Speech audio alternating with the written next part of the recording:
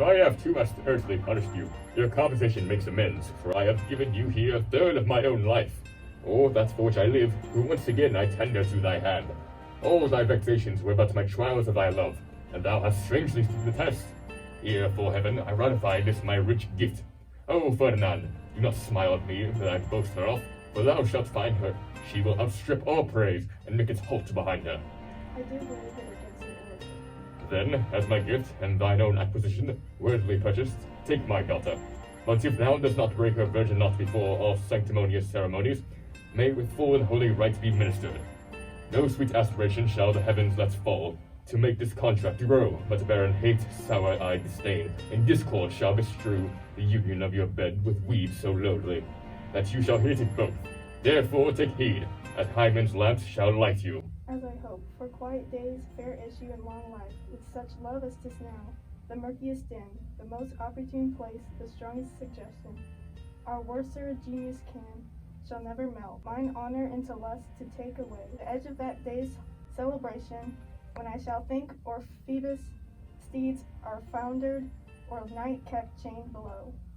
Fairly spoke. Sit then and talk with her. She is thine own. What, Ariel, my industrious servant, Ariel! What would my potent master? Here I am. Thou and thy meaner fellows your last service did worthily perform, and I must use you in such another trick. Go bring the rabble.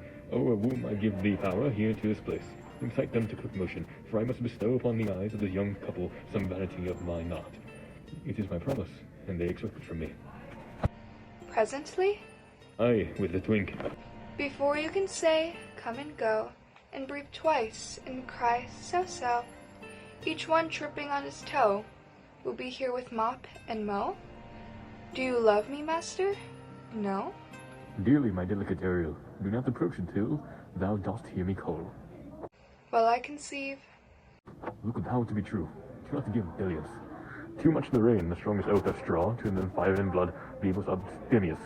Oh, else, good night, your vow. Now, come, my Ariel, bring a chorale rather than want a spirit. Appear impertinently, no tongue, all eyes, be silent. Ceres, most bounteous lady, thy rich lease of wheat, rye, barley fetches oats and peas. Thy turfy mountains where live nibbling sheep, and flat meads thatched with stover, them to keep.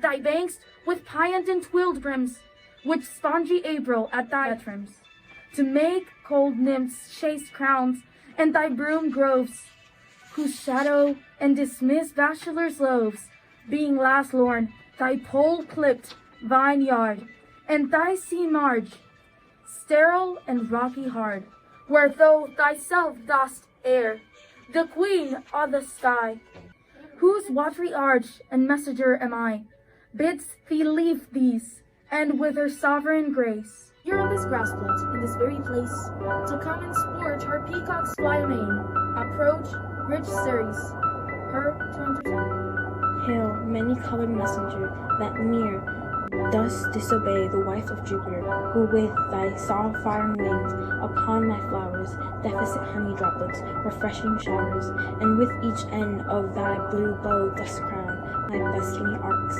and my unshrugged down, rich scarfs to my proud earth. Why hath thy queen summoned me hither to this short grass green?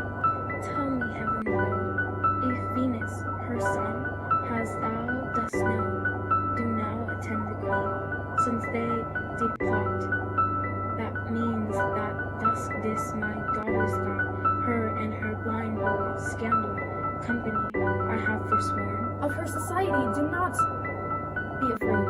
I met her dieting, cutting the clouds towards Paphos, and her son doth drawn with her.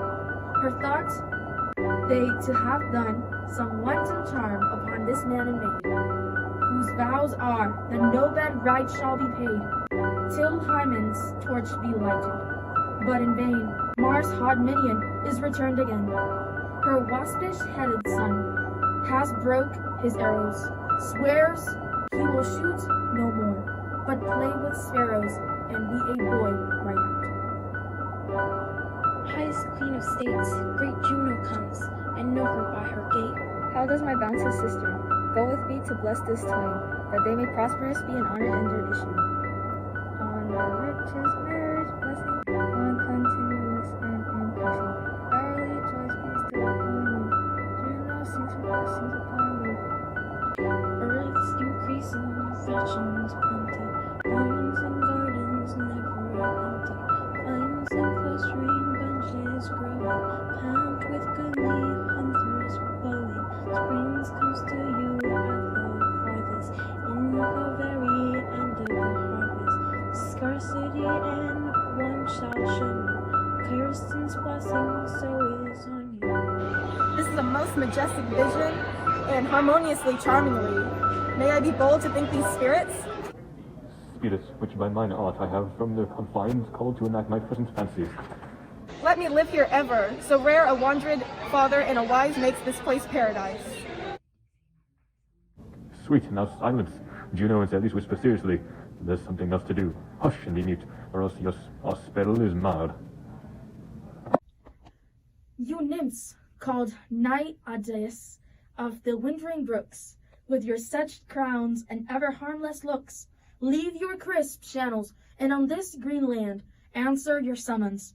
Juno does command. Come, temperate nymphs, and help to celebrate a contract of true love. Be not too late. You sunburned sicklemen of August weary, come hither from the furrow and be merry. Make holiday, your rice straw hats put on, and these fresh nymphs encounter everyone in country footing. I had forgot that foul conspiracy of the beast Caliban and his confederates against my life. The minute of their plot is almost come. Well done, avoid, no more. This is strange. Your father is in some passion. That works him strongly. Never till this day saw I him touched with anger so distempered. You do look, my son, in a moved sort, as if you were dismayed. Be cheerful, sir. Our revels are now ended. There are actors, as I foretold you. We're all spirits and are melted into air, into thin air. And, like the baseless fabric of this vision, the cloud-capped towers, the gorgeous palaces, the solemn temples, the great globe itself. Yes, all which in inherit shall dissolve, and like the insubstantial magnet faded, leave not a wrap behind.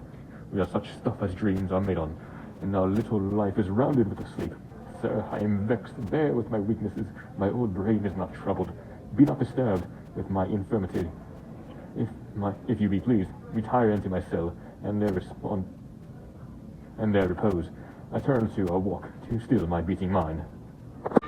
We wish your peace. Come with a thought. I thank thee, Ariel. Come. Thy thoughts I cleave to. What's thy pleasure? We must prepare to meet with Caliban. I, my commander, when I presented Ceres, I thought to have told thee, but I feared, lest I anger thee.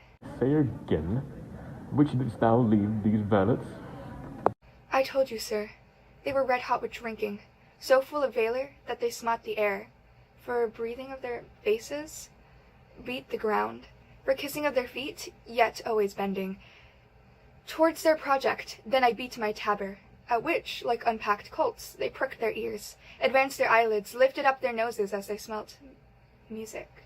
So I charmed their ears, that calf-like, they my lowing followed through, tooth-bearers, sharp firzers, pricking gores, and thorns, which I entered their frail shins. At last I left them, I, the filthy mantled pool beyond your cell, there danced up to the chins that the foul lake o'erstruck their feet.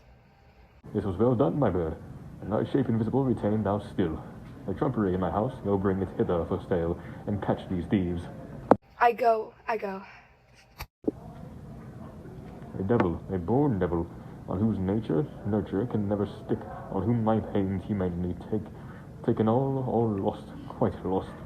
And as with age his body uglier grows, so his mind cankers. I will plague them all, even to roaring. Pray you tread softly, that the blind Mel may not hear footfall. We are now near his cell. Monster! This little fairy, which you say is a harmless fairy, has done little more than play the jack with us.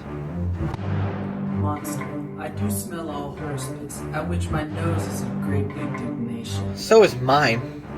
Do you hear, monster? If I should take a disliking against you, look, you, hurt but a monster. Good my lord, give me thy favor still.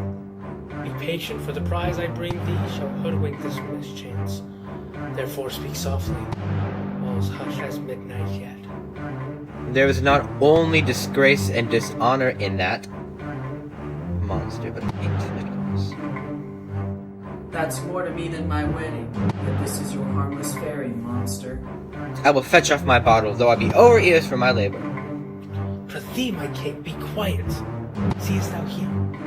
This is the mouth of the cell. No noise and enter. Do that good mischief which may make this island thine own forever. And I thy Caliban, for I thy Liquor. Give me thy hand, for I do begin to have bloody thoughts. O King Stephano, O pure, O worthy Stephano, look what a wardrobe is here for thee. Let it alone, thou fool, it is but trash. Oh, monster, we know things that belong to a frippery. O King Stephano. Put off that gown, Trinculo. By this hand, I'll have that gown. Grace shall have it. The dripsy drowned this fool. What do you mean to dote on such luggage? Let's alone and do the murder first. If he awake from toe to ground, he'll fill our skins with punches, make us strange stuff. Be you quiet, monster! Mistress Line is not this my jerkin. Now is this jerkin under the line. Now, jerkin, you are like to lose your hair and prove a bald jerkin. We steal by your line and level, and like your grace. I thank thee for that jest. Here's a garment for it, which shall not go rewarded while I am king of this country. Steel by line and level is an excellent passive paid. There's another garment for it. Monster, come, put some line on your fingers and away with the rest. Oh, have none of it. We shall lose our time and be turned into barnacles, or to apes with foreheads, villainous man. Monster, lay to your fingers. Help to bear this away where my hogshead of wine is, or I'll turn you out of my kingdom. Go, do carry this. And this. Aye, and this.